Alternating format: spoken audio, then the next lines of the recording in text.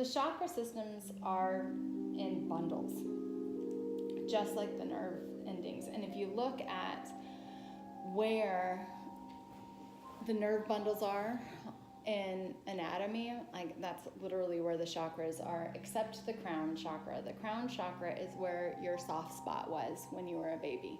It's where everything comes together. So it is the opening to heaven. There are 7 primary chakras in the body, or nerve bundles in the body, and all of them correlate to different organs and systems, right? Every single one of them. So we're going to start at the base, and I'm just going to share from bottom to top, but I'll share how to utilize this wisdom and how to go for it too. So if you want to scoot in, you can. You can also sit on there. Like, you all can, like, you can get on the couch at this moment. You can all just, like, you know, when we get to the meditation, it'll be different. But right now, we're going to give your brain something to understand. Would you like to draw it for me? Exactly. It's a human from the side view. Can't you see the face? See, it's Popeye. There we go. Okay, so the bottom of the nerve bundle is where the coccyx comes out in the tailbone, and it just rains down into your feet. So he doesn't have knees, but there's his feet. So your base chakra, and it's red, are your roots. And it's all really, this is security. So if your root chakra is out of balance, if your root chakra has been ignored, you are going to have issues come up in your security, in your family, and all things that help you feel secure. So the lessons show up as financial, or things begin to break around you that you need, or relationship security. So any cheating or things coming up in the family. And this is really important to know. You'll also have issues with your legs, with your tailbone, with your bladder, with things kind of falling apart. So this is all root chakra stuff. The root chakra also balances and really, really is associated with your genetic family. So this is your extended family, your grandparents, your aunts, your uncles, your genetic line, and all things related to you genetically. So if you're a deal breaker in your family, if you are one that is here to, on a soul level, cut ties and end cycles of maybe abuse like myself, or poverty, or different belief systems, or anything, then you have to face those things, and it's going to come in and kind of rattle you up and shake up your security. So this is a generational connection. Whoops.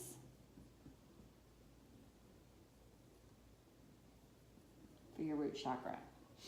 So when the root chakra is activated, you come in and you have this energy that begins to come up. And this is what people talk about when it comes to Kundalini energy.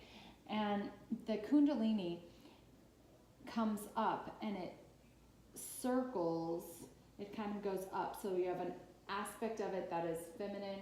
This isn't very well drawn. And let's see, aspect that is feminine and one that is masculine that comes up, and they come together. This is probably not in the right spot, but forgive my drawing. So here we are moving up the chakras. In our meditation, we're going to move down and up the chakras, as well as the one that is on YouTube. So this here, the next chakra, the second chakra, is right here, and it radiates forward and it spins, right? So they spin, and as it radiates out, it radiates in orange color, It is related to your nervous system,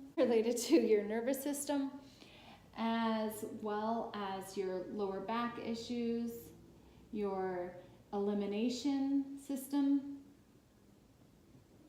and your reproductive system.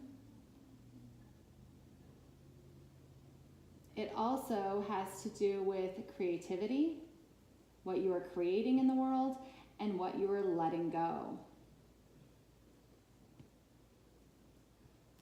And last but not least, this chakra really connects to and ties into your immediate family, meaning your children and the person that you chose to have children with and create that mixture of DNA, as well as your parents. So this is that immediate family.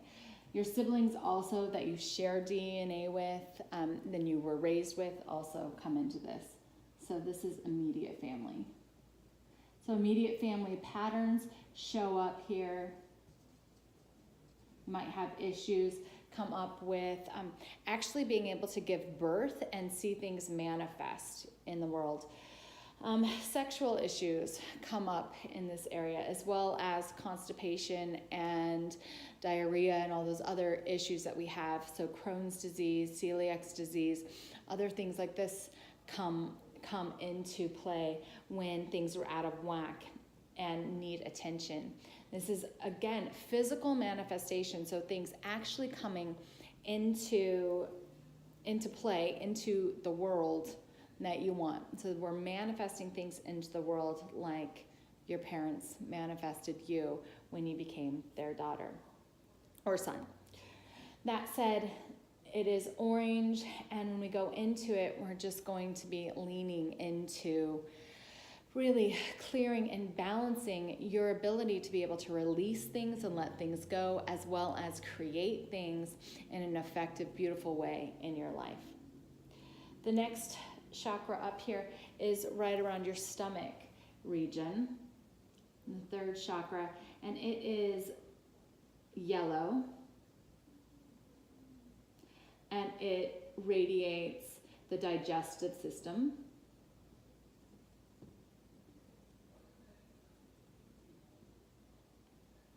And digestion.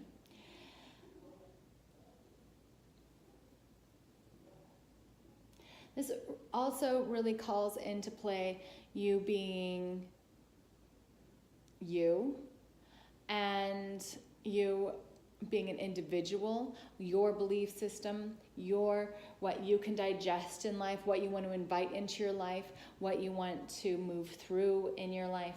This is how you process your life. In order to really get to know this, it's about relaxing into your self-trust. It's about following and knowing your own values and your own, what you want in life, what you want to digest in life, and what you're fighting to digest in life, what's going against that. The color, as I said, is yellow, and this is your personality. This is who you are.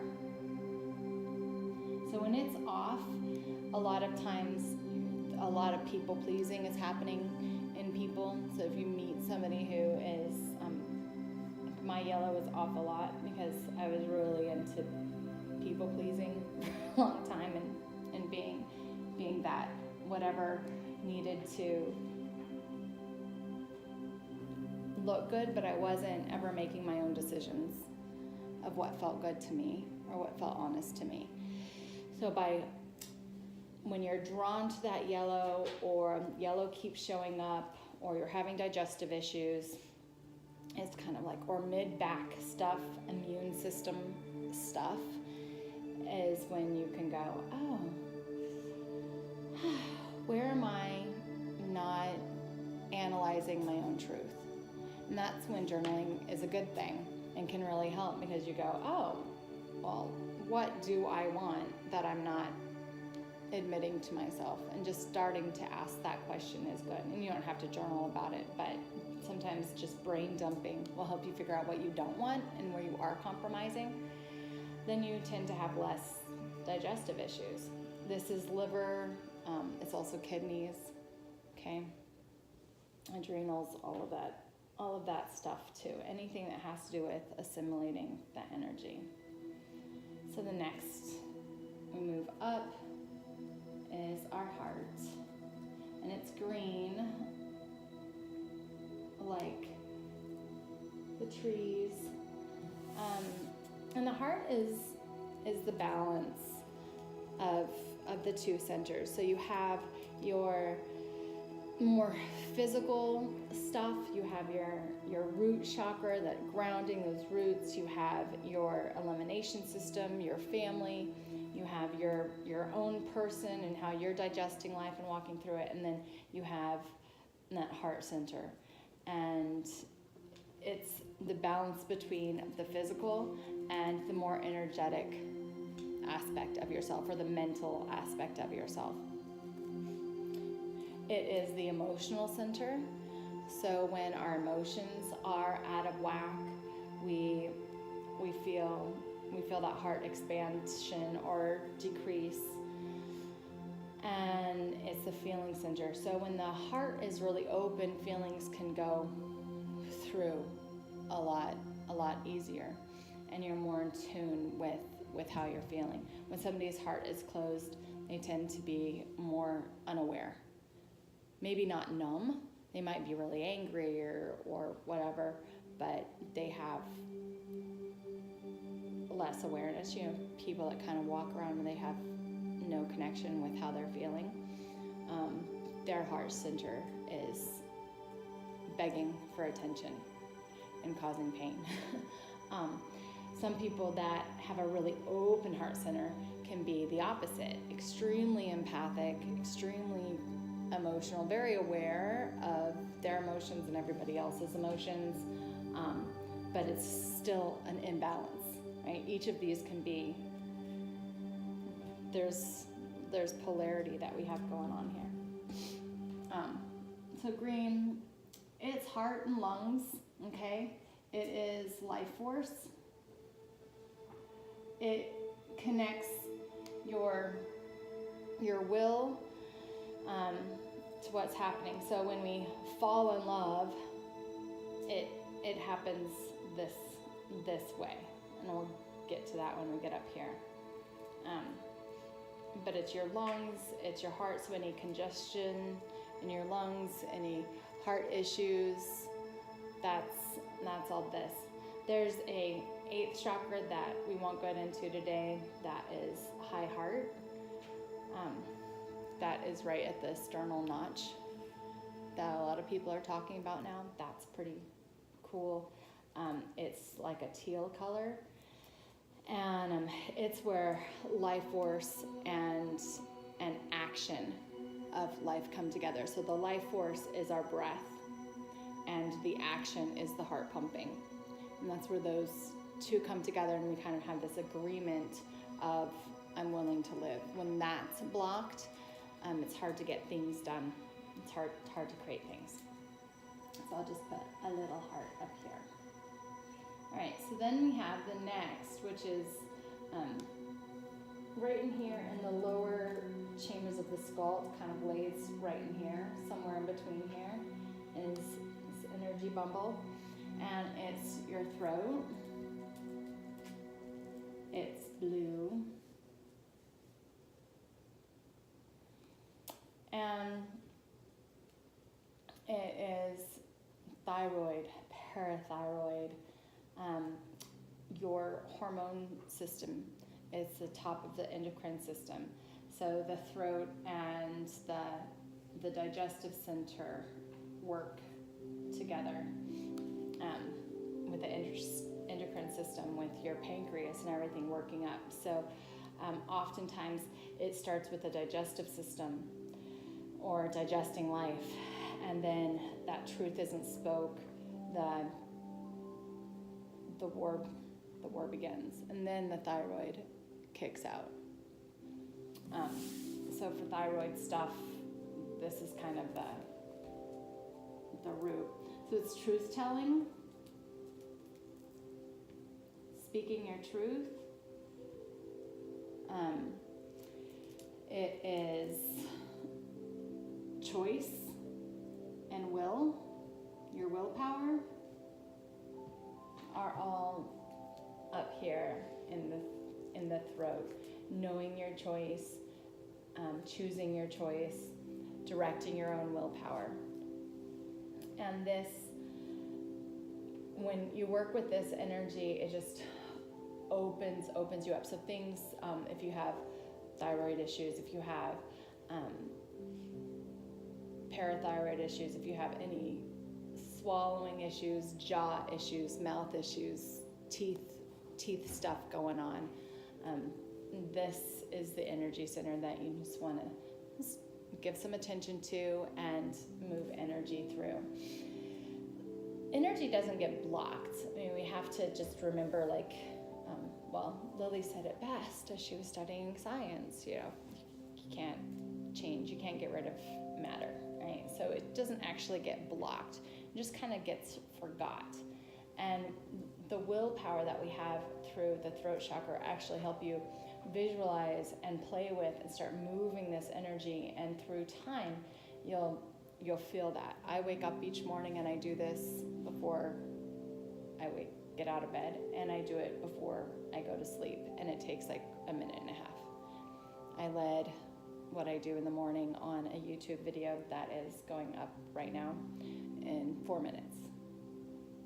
It was like the whole thing of balancing. We're going to go deeper today and let you explore, well, how does this feel? Am I connected there? Am I not connected there? Am I checking out? Am I getting bored? Am I like going off someplace else, or am I really there? Am I comfortable here? Am I feeling secure here? And you'll notice different times with different ones as we move up through the chakras or down through the chakras. So this is will, speaking your truth, writing your truth, telling your truth, telling yourself your truth is the most important thing here. And it balances out your hormones, because your hormones are just energy.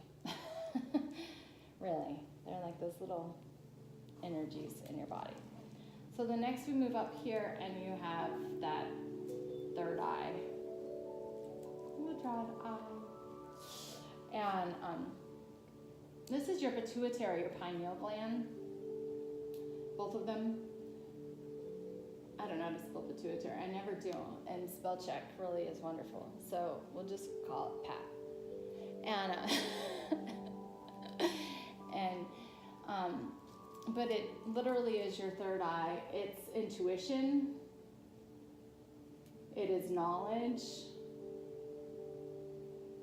When you just know something. It's also your individual divine plan, DP. And this is where you get that shot of inspiration. Oh, I should really go learn about my chakras today. And you follow through on it. So this is definitely where you and God meet, and you decide what and how you want to take that relationship and listen to that intuition. Listen to those ideas. This is your visualization center. We're going to be stimulating your visualization center the whole time as we walk through the process of today's event and the experience, creating that balance. And to stimulate this is really to take that time to just literally turn your eyes. So if you close your eyes right now and you literally just turn your eyes up and inward, you'll start feeling kind of a rush and a calming. And this is activating your pituitary and your pineal gland, so you can see more. Now this makes interesting things happen for some people as far as their spiritual gifts, and other people it's just a calming, awesome thing that gives you more confidence and awareness. And this is where heaven kind of meets the body. You would think it would be the high one, but this is where it actually assimilates. So the last one is that soft spot in the head. It's your crown chakra, 7th chakra, and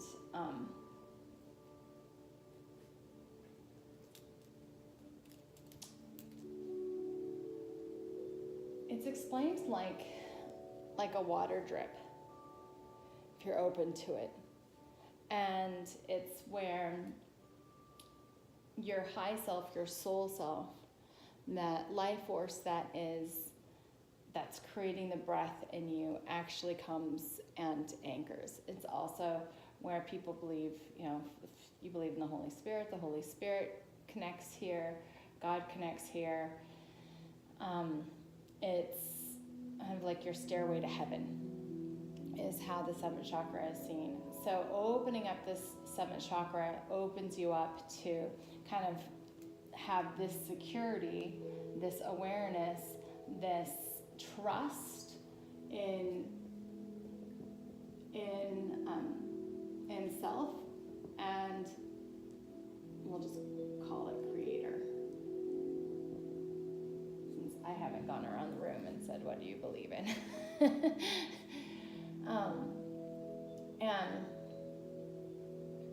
And when you have that open, it's all opening. And my goal here today is to lead you through an experience to feel the connection, to feel this all opening. You have your Kundalini going up, and then one coming down and balancing out in each of these circles. Have you guys seen that?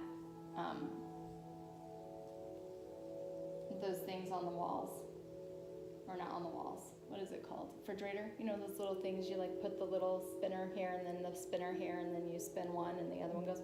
That's how supposedly this works when they test it. It's kind of like that. Okay. That's the basics of your chakra system. So I can go deeper or answer any questions. Does the third eye and the crown have a color? That was my question. Oh, yeah, all colors. Thank you.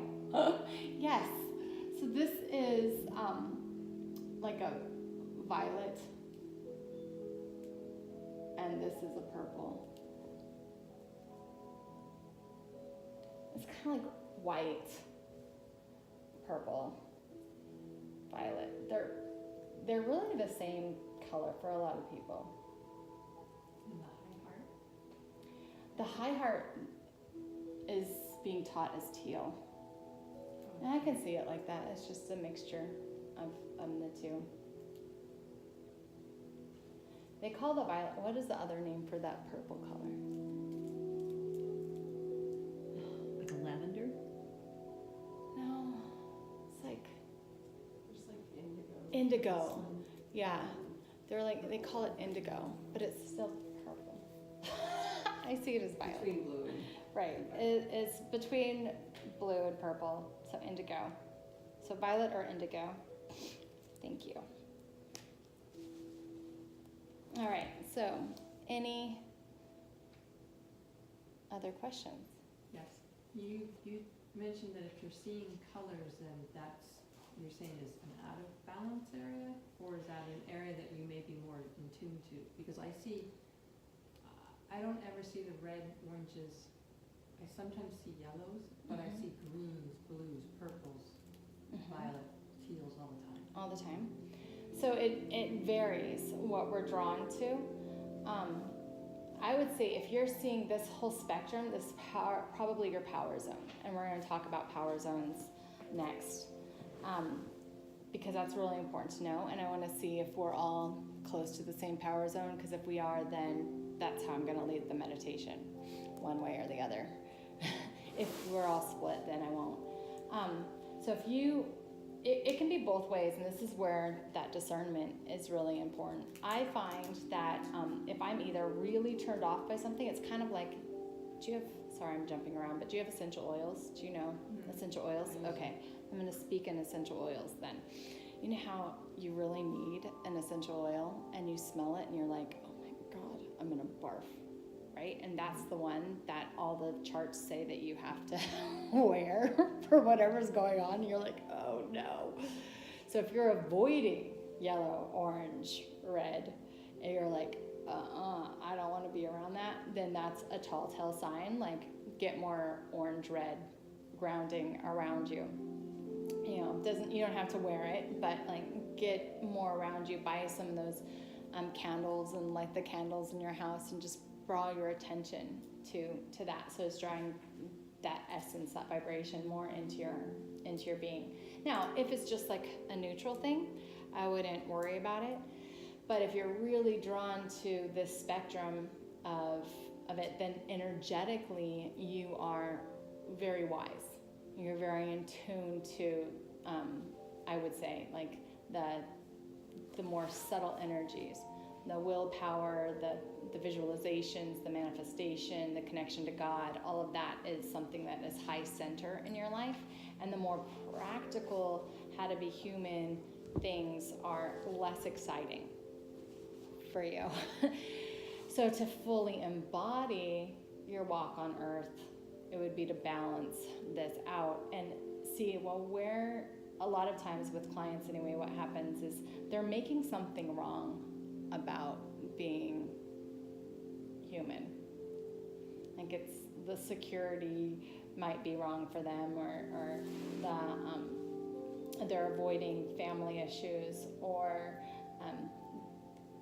their diet is really restrictive, you know, and they have judgment calls around that. Now, I don't know you at all, so I'm trying to make it so general. But that kind of stuff is happening where there's an internal war with the soul being cool, being in your body. And when the soul isn't embodied, then all hell breaks loose. And I only know this because I've lived it, unfortunately. Okay. Does that answer your question? Yeah? I'll wait to see how much more you go into it, because otherwise I have more questions. Yeah. And, well, I mean, we just have time, so let's do questions. Anybody else have questions, or you want to? When you say you see those colors, like when? Like if I'm relaxing, if I'm being worked on, massaged, if I'm laying in bed, I'll see those colors. So that's why I was asking the questions, because I tend to be very empathetic to too much, and I've taken too many people's angst, and so after a while I have to like Yeah. get it out of me somehow. Yeah. And so maybe that's what I'm not doing, is I'm not balancing those lower chakras to make me just normal or grounded, I guess. Yeah, I don't know if you'll be normal. But I don't need to be normal. I don't want to burst any bubbles, but I feel ya. And yeah, that's where the boundary setting, right? So all of this is boundary setting. All of this is, how do I work this energy so I'm in charge of my own stuff, and I can tell the difference between my stuff and their stuff. Like, when you're talking about the earthquake, I mean, I literally went insane. Like, I did. Like, I lost it in December. I did not want to play any longer. And because literally the vibration, I can still feel it. Oh, yeah. Right? I'm like, oh, man. And I'll be doing something and I'll be like, nobody else will feel it. But I'm like, it's right there. And then I look and I'm like, yep, 0, 1 mile. Excellent. I was like, I need to leave, guys. I need out of here. Because it's intense. But because we're so in tune with the energy part. Now, if we get in tune with the physical part, we'll feel, this is what's shifting for me right now, is feeling Earth's solidness, right? Feeling like the house's solidness. Like, we can shake it up a little bit. Like, this is not a big deal. We could shake it up a lot more. It's not a big deal. But it's that, how much trust you have in the root of that tree, of your tree, and feeling that and opening up to that. And there's going to be blocks, usually old belief systems, usually genetic belief systems. And those genetic belief systems that we have to bust through are really confusing. And they're really a pain in the butt to look through because they're not yours. right? They're not yours. So it's hard to recognize, oh, but they're grandmothers or grandfathers or uncles and aunts and that stuff that genetically, in order to root, we get the opportunity to face and look at and be that generational owner. Does that make sense? And it's good that you asked that question of her, like, where do you see them? Because if you're seeing them here, this is your power chakra. And so asking this essence of yourself to bring in more of the human experience. Where can your body assist you in this? Where can you more easily digest your thing? That's why I'm wearing black today. Although I was really cute, but it got cold. Everybody's wearing black. This is actually really funny because usually I dress in white. So I was taught like, oh, when you teach like dress in white, but I was like, no, like I need grounding and rooting and like solid here, right? And that's black as a color. So that's why I wear black all the time. Mm-hmm. Because I never wear yellow and orange. I don't wear those colors. I'm not drawn to those colors either. But I'm like you, I like the blue, the teal, the green. It's so funny, like everybody just gives me purple stuff. I'm like, it's okay colors. Like, but I'm always drawn, like when you talk about seeing colors, those are the colors. I like red. I don't wear it a lot, but I like red. I appreciate it.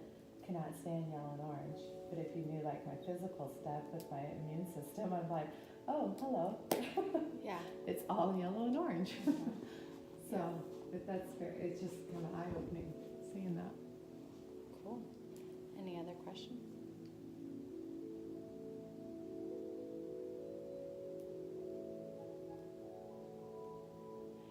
No? Okay. All right. So I'm going to erase this part. That looks like pee. Anyway, never mind. All right. Okay, so this is what I've learned. So this you're not going to learn anywhere else. It is copyrighted material, and the dissertation is being done on it. Nobody can steal this if they listen to this in my video.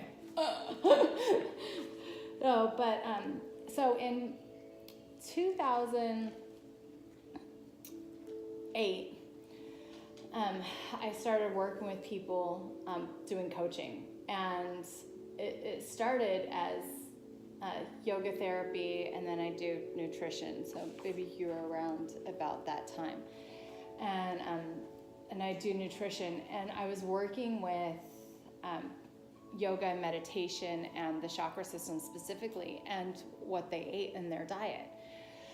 But what ended up happening, which is why I've gotten all these degrees and done all this stuff, is everybody was a survivor of something, or going through like some major health crisis. And so I started asking a series of questions. So these are the questions that I'm just gonna pose to you guys, and then we'll see where you're at in the spectrum and what happened. So one thing that I've been privy to since I was a little girl is an awareness that we are in bodies and not the body, that we're souls. And one thing that I do really well is I see somebody's soul and not necessarily their actions or their words or anything else about them, which my mother this year pointed out is something that I really have to ground and root and change about myself, because people have their personalities and I cannot just love their souls. That said, because for some weird reason I have this relationship with people, and I see their gifts, and I see where they can go, and I just fall in love with their soul, I started recognizing their soul and kind of having conversation with soul. It's really hard to explain, actually. And so when I work with people, we work a lot on a soul level. What is your soul here to learn? What is your like divine essence here to learn? You've chosen to be with this genetic line, and you've chosen to be in this physical body and birthed into this family, and you've chosen to be your personality, because we each get to learn how to digest the life that we are surrounded with, right? You've chosen to have your emotional experiences and lessons and heartbreaks and openings. On some level, this is your divine will, like your path, your relationship with God and your human existence that you chose, right? Each experience. And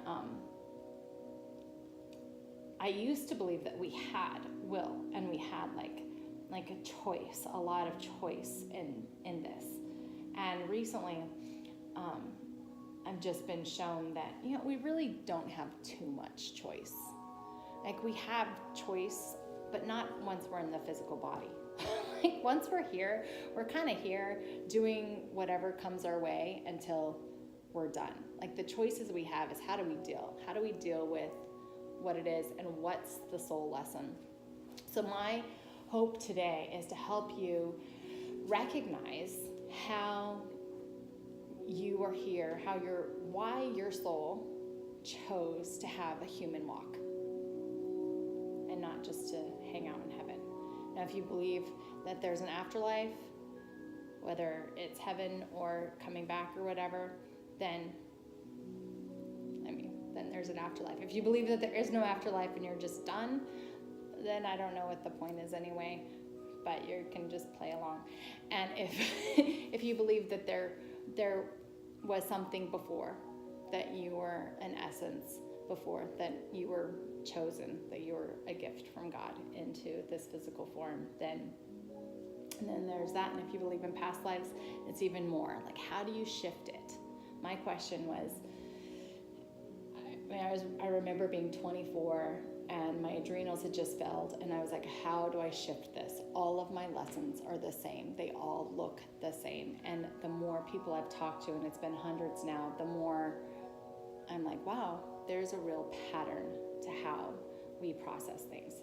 So the first question, and maybe you've gone through these with me, the first question to just ask yourself is, on a scale from 1 to 10, I'm going to draw 1 to 10 because it's fun. When you were a kid,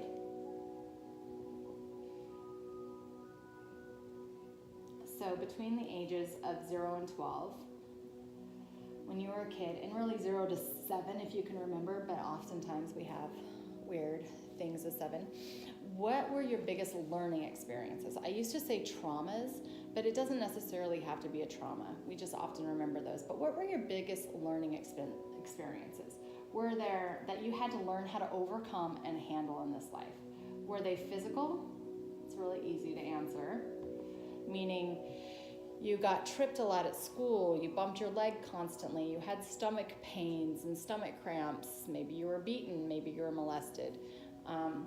Physical, okay? Or were they emotional or energetic? Okay, this is being teased. This is mood swings. This is having a family that is crazy and out of whack, moody. This is like emotional abandonment and being surrounded by people that are unavailable. Usually bullying, stuff like that. Were you called a sensitive kid, right? And did you have to learn to navigate which way more? We all have to learn both, but which one was more?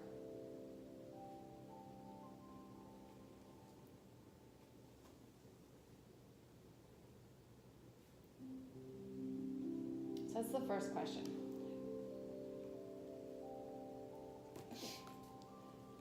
So we're going to kind of do a poll. So which were you? Emotional. Emotional? Emotional. Emotional? Emotional? Emotional. Emotional. Emotional peace. All right, me. Okay, so this is good because if I led you through this experience the way that I wanted to, you guys wouldn't get as much as you're gonna get now. So yay for my intuition saying ask. So that's cool. All right, second question is now, when you get sick,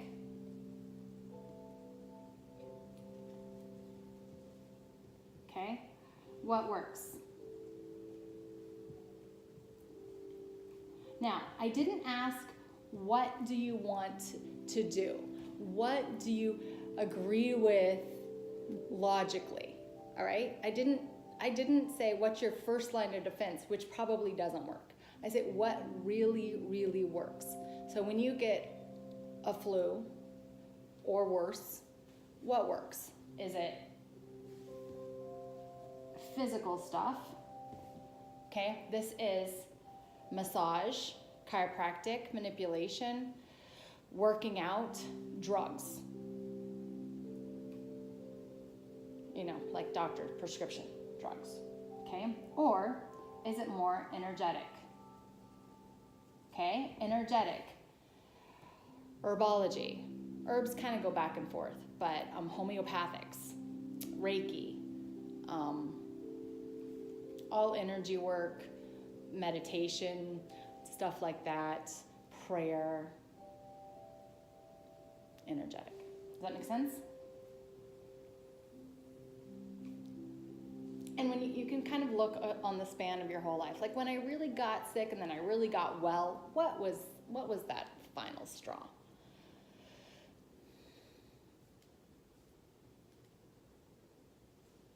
Who wants to go first? We'll just go around. I don't have an answer, so I guess I'm both. Both? Yeah, because neither one is really striking me as more than the other. Been effective? Okay. Well, let's go around. I might come back to you and ask some clarifying questions. I would say physical primarily, but I would kind of consider using herbs and stuff. Now, you more consider for it, physical. yeah, but it doesn't work that effectively. I think it does. Oh, I'm confused. I'm like, I've always used physical. Have you tried homeopathics Just- and... Yeah, like recently, and now it's, I don't know, I'm kind of confused. Where does honey and bourbon fall in this category? Honey, bourbon, and tea. That would be physical. Okay, then I am physical. Yeah, honey, bourbon, and tea are physical. Yeah, because it's, it's physical stuff. Okay, then I'm gonna say physical. And that gets the job Not that I done. use bourbon, but I just would use other, like, I have very bad Like plant medicine. You'll have to give me a recipe. Like, I think it would be physical then. Physical works. Yeah. Okay. Physical. Mm-hmm. I don't get sick. I don't like to be sick. I Right. self-treat, so I guess that Yeah. would be physical. I do whatever. So what do you do when you self-treat? I pretend it's not there, and I don't know. Maybe I might have a Theraflu every now and again, cup of tea. I go to work sick. I don't have fever sick. Anyways. When you have a health crisis, I had a health crisis, that's why I don't like to be sick, and I don't identify and I refuse because I was Okay. perfectly fine when I got sick. So. yeah. So what shifted your health crisis? What shifted it? I Yeah. had Surgery? major surgery. Yeah, major. Okay, that's physical. Where's mental health? When you mentally say, I'm not going to be sick, and you overcome it. That's energetic. Both are gonna work, right? Both are legitimate. Here's the thing, I can take a Z-Pack, I can take a whole flippin' Z-Pack, and it won't do me a shit bit of good. I can go get adjusted from here to high heaven. You get somebody to lay their hands on me and pray over me, and I'm good to go. I get Reiki, I'm fine. You give me homeopathics, I'll turn anything around. You give me T4, T7, T5, and put me on drugs, I'll stay sick forever. And it won't really affect anything. You go and treat my pituitary, and I'm well. Energy work and craniosacral therapy. It's friggin' crazy. So you're very opposite. of I'm us. opposite. But I go with you on the cranial sacral. The cranial sacral is still physical. That's physical. It's still physical. Yeah. Same with myofascial. So, Yeah. Yeah. Those are physical. That wasn't the best example, but the Reiki that she would do with it is what shifted for me. Yeah, so I'm the opposite. And it's weird, the opposite. But it makes me a lot more confident, what I'm learning right now. So yay for you. Okay. I just had to let that out. Okay, 2. That's 2. All right. If you could do anything all day, okay? When you're at your bliss, you're in your bliss, you're confident, you feel productive, happy. What are you doing? Is it something physical, meaning you're working with your hands, blah, blah, blah, or is it more energetic?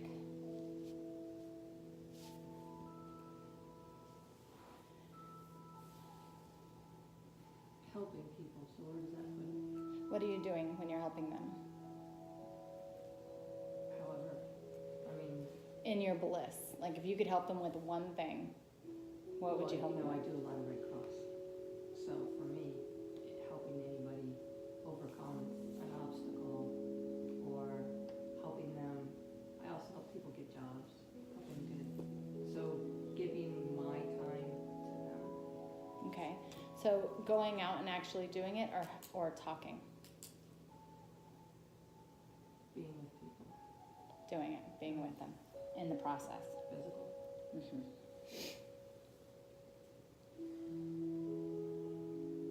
I feel like it's a combination of both. Like I don't feel like it's strongly one over the other. I think I do, and I do a lot of physical activities that, help people do that kind of stuff, but I also Like feel your I do a bliss, lot though. of it. And there's no right or wrong answer here. Like, if you were to go one way or the other, if you could spend your time, if it had nothing to do with anybody else, you could spend your time, if you're on a desert island, if you were on a desert island, Would this might probably be more like reading and thinking and processing and planning and, cognitive.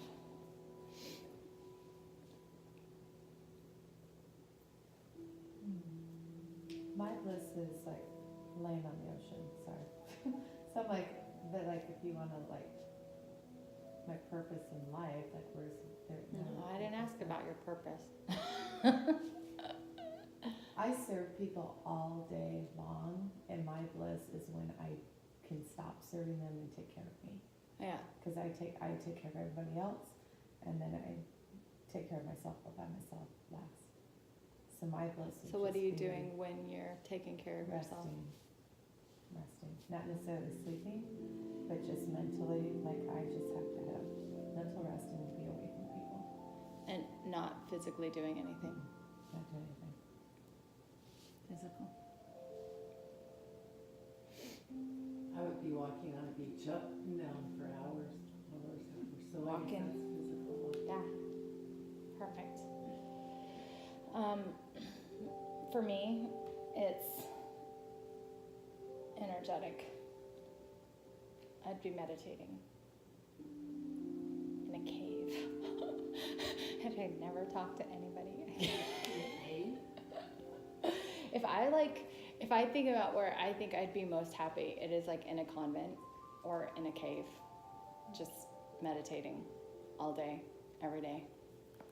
It's crazy, but that's really where, if I could have everything supplied for me, that's what I do.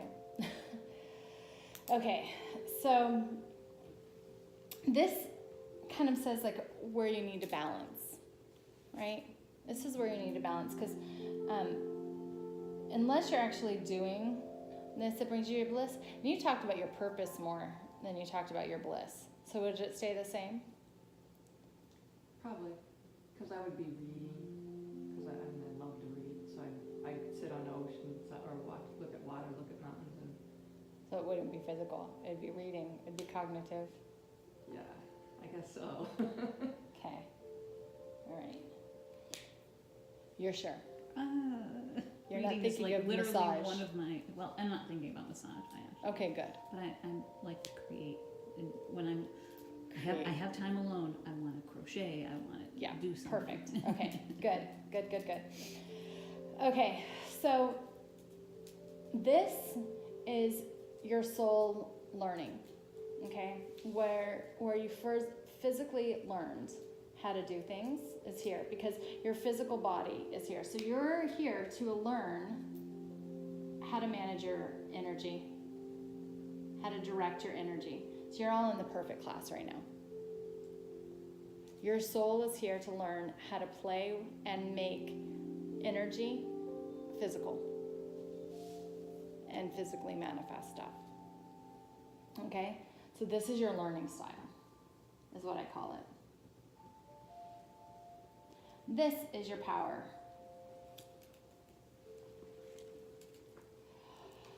Oftentimes, our power takes over and runs every area of our life, creating imbalance. Because it's so easy to do things physically. It's so easy. You're going to get results. It's going to work out. It flows with you.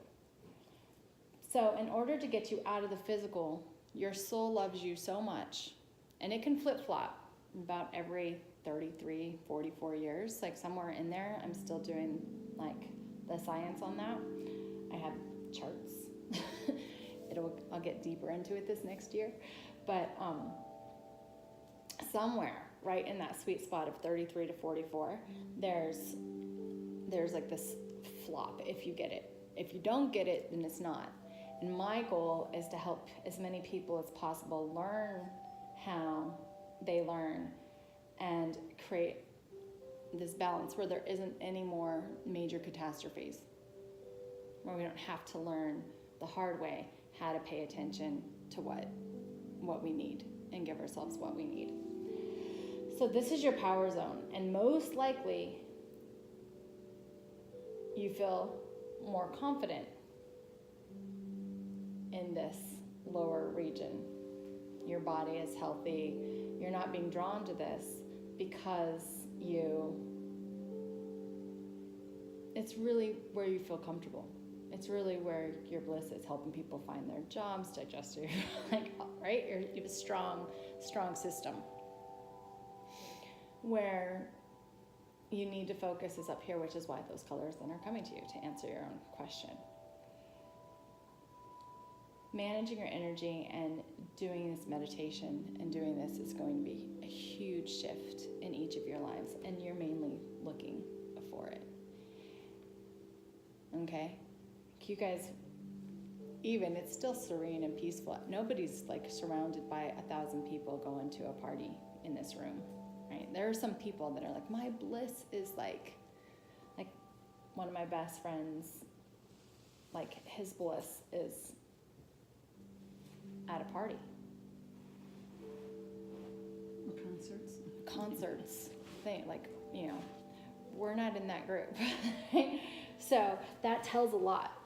And you guys are calling for it, your dream. And I bet that you don't do it as often as you'd like. That beach doesn't show up as often as you need. Just 1 week in February, that's it. It's like 3 weeks in November. Right. So creating that space for yourself is going to be really important. And learning how to manage your energy. So all of this is energy. All of this is energy. What it eliminates when you have this balance is it eliminates emotional drama and trauma. What comes up is you get to pay attention to that which most people fear. For me, all of my lessons were physical, meaning that my energetic body is my strong point. That's where things go. So when the physical pain would happen, I'd check out. I'd like go and fly to heaven and like imagine things, and I'd just check out. I'm not there.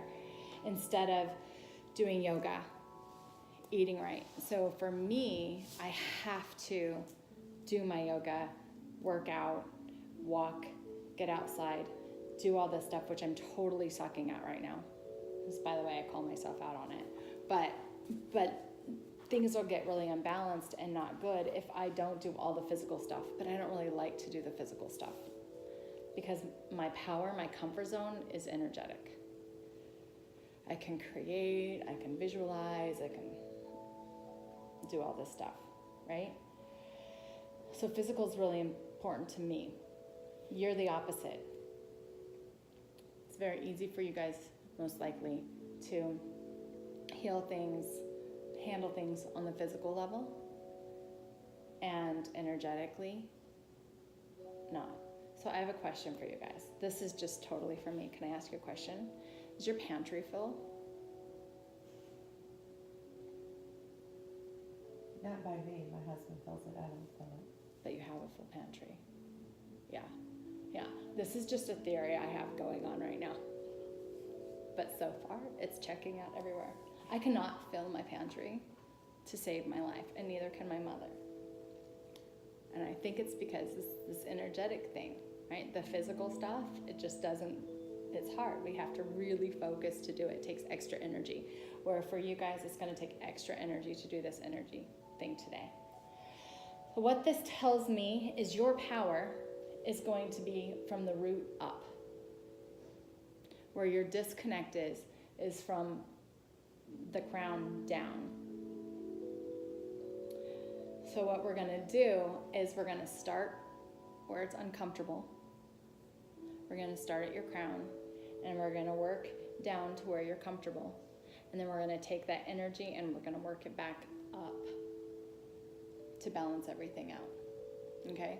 So we're going to connect you in and just have that feeling and work down, and then connect back up. And this question is more just so you can see how much you're calling for that energetic. This tells me that you two are more balanced. And you three, your whole world is saying, pay attention to your energy field. Pay attention to your emotionality. Okay? And what happens when the physical gets overwhelmed, guys, and this comes with absolute love, what happens, okay, sorry, I'm going to cry here because I'm just calling myself out on my shit, and it just got real for me. But what happens when I don't do the physical stuff is my energy body takes over completely. And when my energy body breaks, there's nowhere else to go, and I break. So when your physical body is your power body, and you don't use that energy body, you let the physical body just take over, take it all in, process it, and it gets full, it breaks. And then you have no choice but to energetic. I have no choice but to take care of my physical body right now. Okay? All right, so this is what we're going to do. We are going to see how accurate this is and play with the singing bowls. That is the teaching segment of this. Thanks, you guys.